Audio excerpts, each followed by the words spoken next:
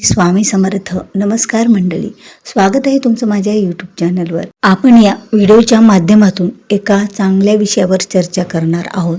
विषय आपल्या सर्वांच्याच घरातील आहे.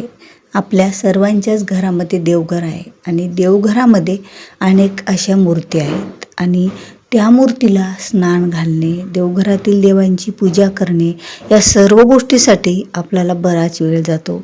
तर आज या व्हिडिओच्या माध्यमातून आपण जाणून घेणार आहोत की कलयुगामध्ये देवघरातील देवांना दररोज स्नान घालावे का, कमी वेळात पूजा कशी करावी, या सर्व गोष्टीची माहिती आपण या व्हिडिओच्या माध्यमातून घेणार आहोत. त्यामुळे व्हिडिओ हा स्किप न करता शेवटपर्यंत पहा. तुम्ही जर माझ्या स्वामी सेवा मार्ग या चॅनलवर नवीन आहात, अद्याप चॅनलला सबस्क्राईब केलेलं नसेल तर चॅनलला सबस्क्राईब करायला विसरू नका.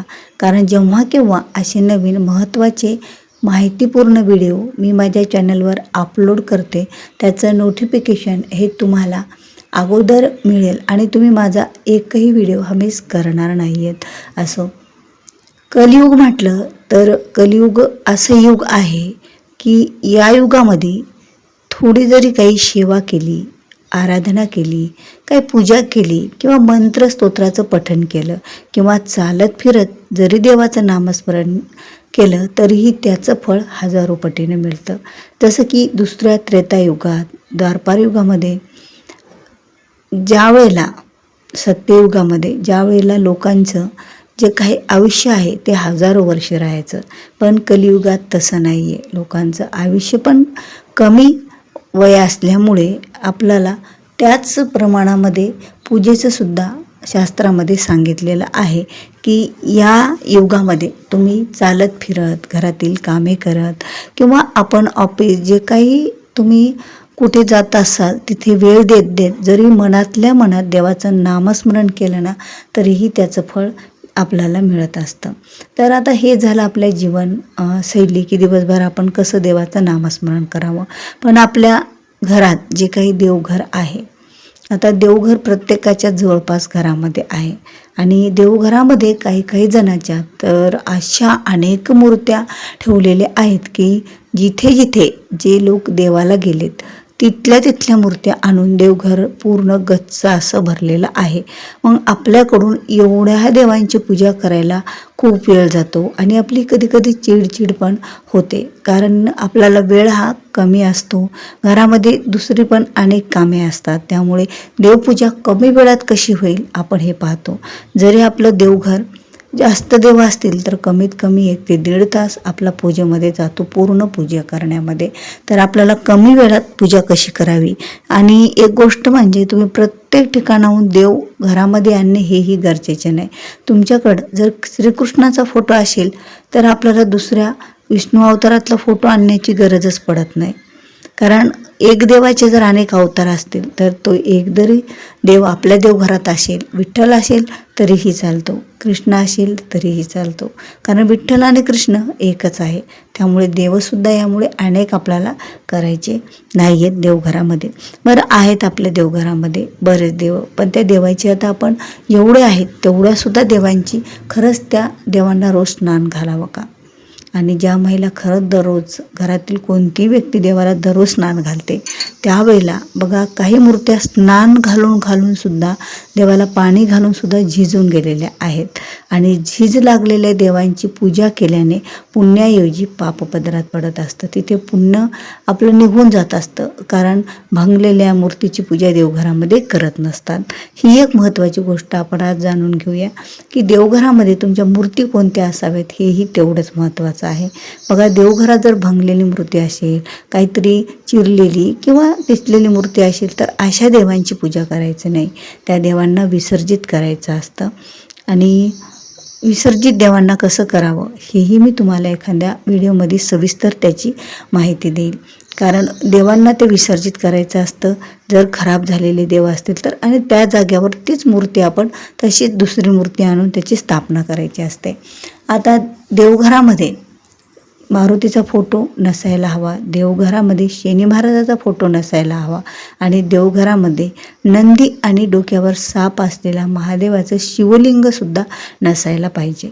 कारण अशी पूजा केली तर काही दोषसुद्धा आपल्याला लागत असतात.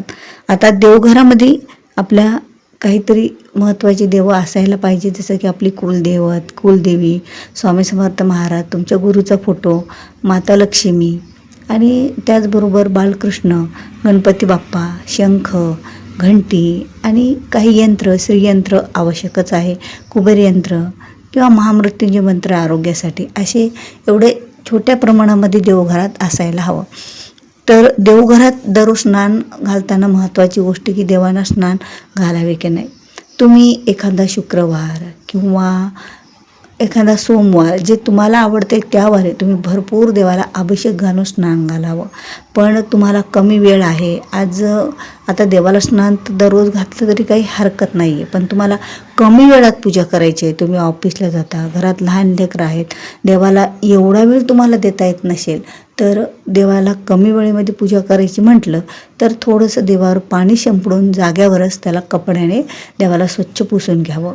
म्हणजे देव हे स्वच्छ आणि पवित्र म्हणून घ्यावे, त्याला हळदी कुंकू अक्षता वाहून पूजा करावी. म्हणजे आपण देव उचलून पाण्यात घेऊन त्यांना स्नान घालणे, परत कपडे घालणे, परत जाग्यावर ठेवणे, एवढा जो वेळ आहे तो पण वाचत असतो. त्यामुळे त्यांच्यावर थोडंसं अभिषेक, जसं की आता फुलाने पाणी शिंपडून नंतर कपड्याने पुसले तरी चालतं.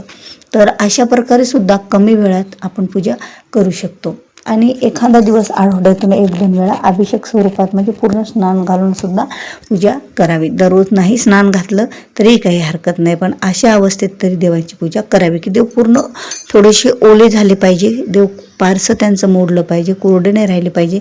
तसे आपण फोटोवर पाणी शिंपडून फोटो आपण पुसून घेतो त्याप्रमाणे. तर देवांची पूजा खरंच देवघरामध्ये अशी करायला हवी, कारण देवघरामध्ये पूजा केल्याच्या नंतर मंत्रस्तोत्र पठणसुद्धा कसे करावे. बघा, बसून तुम्हाला वेळ मिळत नाही, काही हरकत नाही, तुम्ही काम करत, चालत, फिरत, कोणत्याही आपण पवित्र अवस्थेमध्ये, शुद्ध अवस्थेत असो तर त्यावेळेला चालत फिरत घरातील कामं करतसुद्धा देवाचं नामस्मरण करू शकतो.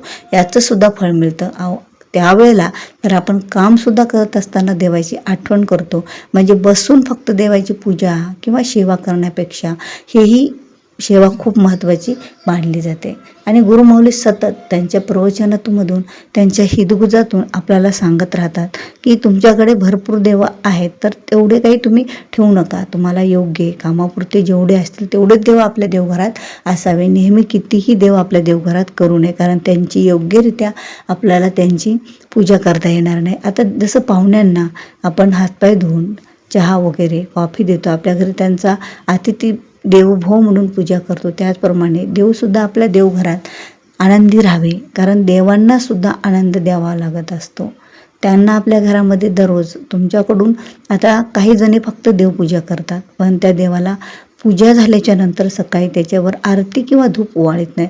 पटकन एक आरती 3 वेळा किंवा 5 वेळा वाळून घ्यावी, धूप वाळून घ्यावी आणि समोर साखरेचा काहीतरी कडेसाखरेचा नैवेद्य दाखवून घ्यावा. बस एवढं जरी आपण केलं ना सकाळी तरी चालेल. आणि दिवसातून तुम्हाला जेव्हा जमेल तेव्हा एकदा नैवेद्य दाखवावा.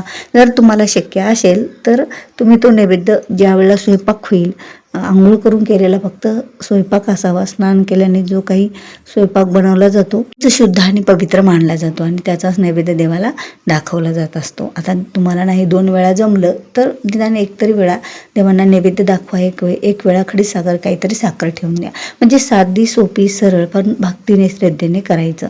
आता हे कुणीतरी करतं आणि आपणही अशा प्रकारे सेवा करावी, पूजा करावी असं नसायला हवं.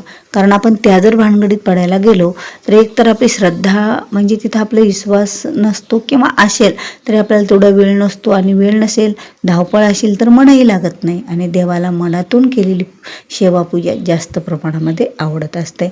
म्हणून तर कलियुगामध्ये जास्त चालत फिरत जास्त देवपूजा, म्हणजे चालत फिरत जरी आपण नामस्मरण केलं, आपली कमी वेळात अशा प्रकारे पूजा जर केली तर देव आपल्यावर नक्कीच प्रसन्न राहतील आपल्या देवघरामध्ये आणि आपल्या संसार सुखी बनायला लागेल. तर तुम्हाला व्हिडिओ आवडला असेल तर व्हिडिओला लाईक करा, शेअर करा. तुम्ही जर माझ्या स्वामीच्या मार्ग चॅनलवर नवीन असाल तर सबस्क्राईब करा. तर भेटूया असाच एक नवीन महत्त्वाचा माहितीपूर्ण व्हिडिओ घेऊन. तोपर्यंत सर्वांना श्री स्वामी समर्थ.